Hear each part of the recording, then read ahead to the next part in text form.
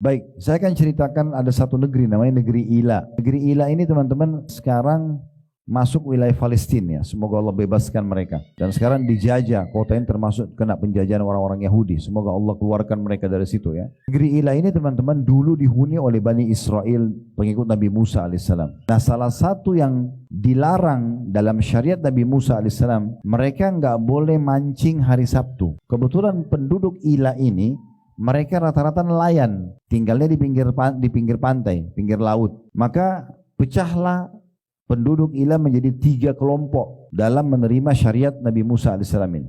Yang pertama, berpegang teguh, nggak akan mancing hari Sabtu. Yang kedua, melanggar, tetap mancing. Yang ketiga, dan ini yang pertama ini mengingatkan yang kedua. Yang ketiga, kelompok yang muncul tidak mau memancing juga, tapi tidak mau juga mengingatkan kelompok kedua. Ketiga golongan ya. Yang pertama berpegang teguh tidak boleh mancing hari Sabtu. Yang kedua justru mancing sengaja. Tapi kelompok pertama ingatkan, nggak boleh loh, haram diingatkan. Ada kelompok ketiga, mereka juga tidak mancing, tapi tidak mau mengingatkan kelompok kedua, dibiarin aja. Ya udah terserah, kalau langgar aja sendiri ya gitu. Pada saat itu kelompok pertama selalu ingatkan, kelompok kedua jangan, nggak boleh, Allah haramkan. Kelompok kedua ini karena mau cari jalan supaya perbuatan mereka boleh, Sabtu mereka nggak mancing secara khusus, tapi mereka pasang jalannya di hari Jumat. Mereka ambil hasilnya hari Ahad. Mereka mau menipu Allah. Maka yang terjadi apa? Diingatkan tidak mau dengar, datang kelompok ketiga, kelompok yang tidak mau mancing juga, tapi tidak mau ingatkan kelompok yang kedua. Malam mereka datang kepada kelompok pertama. Udahlah, untuk apa kalian sibuk ngurus orang-orang ini? Orang ini kan tidak mau dengar. Kita selamatkan diri kita sendiri. Tahu apa yang terjadi teman-teman? Pada saat Allah datangkan kutukannya, yang terkenal sekali ya, pelanggar hari Sabtu ini dikutuk jadi kerah. Makanya ada istilah orang-orang Yahudi dengan saudara kerah ya. Karena memang ada di antara mereka pada saat itu dikutuk dari kerah oleh Allah Subhanahu wa taala. Sampai diceritakan dalam beberapa riwayat itu pada saat Allah mau kutuk mereka karena mereka melanggar tadi memancing yang dilarang itu, maka mereka berada di pinggir pantai semuanya yang para pelanggar dengan hikmah Allah di satu malam, yang patuh ini berada di luar pantai itu dan ada dinding pemisah mereka. Pada saat itu memang dinding tembok. Allah gerakkan orang-orang yang pelanggar itu keluar dari tembok mereka dan berada di pinggir pantai, lalu Allah kutuk mereka jadi kerah. Kemudian yang tidak melanggar hari Sabtu itu justru Allah selamatkan. Besok pagi pada saat mereka bangun, mereka bertemu dan mereka kenal. Ini tetangga-tetangganya dulu. Tidak ada kerah di sini. Dan mereka memang mengeluarkan air mata, menangis. Ya, bukan kerah umumnya. Mereka tahu kalau ini adalah tetangga saya dulu, ini adalah saudara saya dulu. Tapi Allah kutuk mereka. Maka tersebarlah pada saat itu para pembangkang hari Sabtu. Ya, itu Allah Subhanahu Wa Taala kutuk mereka menjadi kerah. Teman-teman bisa lihat surah Al-A'raf surah nomor 7, kisah mereka ya, di ayat 163. Dan tanyakan kepada Bani Israel tentang negeri yang terletak di dekat laut, maksudnya negeri Ila ya. Ketika mereka melanggar aturan pada hari Sabtu, nggak boleh mancing hari Sabtu. Memang begitu peraturan Allah.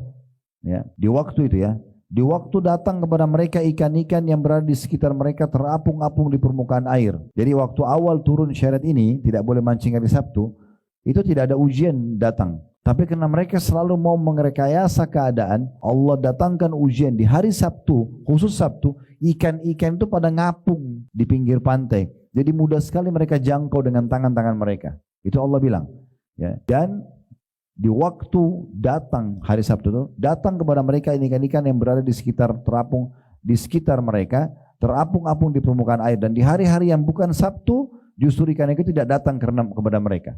Demikianlah kami menguji atau mencoba mereka karena perbuatan fasik mereka. Ada ujian yang datang dari Allah SWT untuk menguji iman kita, itu dengan termudahkannya perbuatan dosa. Misalnya zina ini, tiba-tiba datang satu waktu di mana sangat mudah kita untuk melakukannya, itu ujiannya.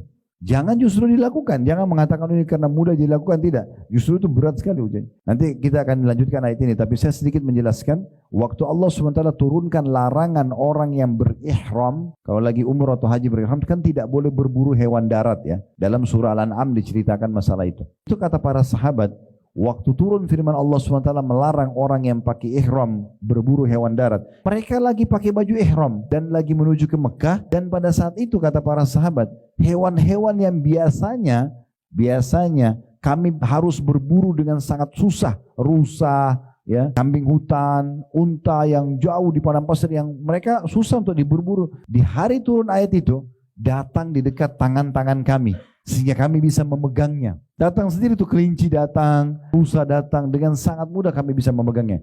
Allah sedang menguji pada saat itu. Nah, ini yang terjadi.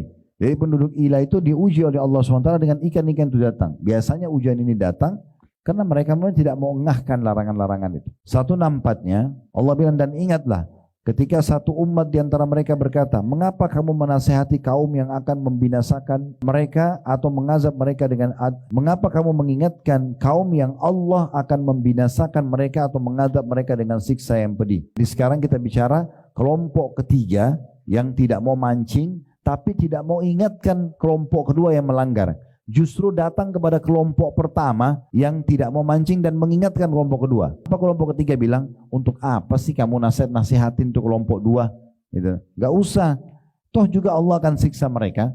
Maka kelompok pertama menjawab, agar kami mempunyai alasan lepas tanggung jawab kepada Tuhan kami dan supaya mereka bertakwa. Ayat 165-nya, maka kami selamatkan orang-orang yang melarang dari perbuatan jahat dan kami timpahkan kepada orang-orang zalim siksaan yang pedih disebabkan ya mereka selalu berbuat kefasikan. Kemudian 166-nya, maka tak kala mereka bersikap sombong terhadap apa yang dilarang mereka kerjakan, kami katakan jadilah kamu kera yang hina. Ini dikutuk mereka menjadi kerah, dikutuk mereka menjadi kerah. Ini kisah tentang orang-orang yang tidak melarang dari kemungkaran.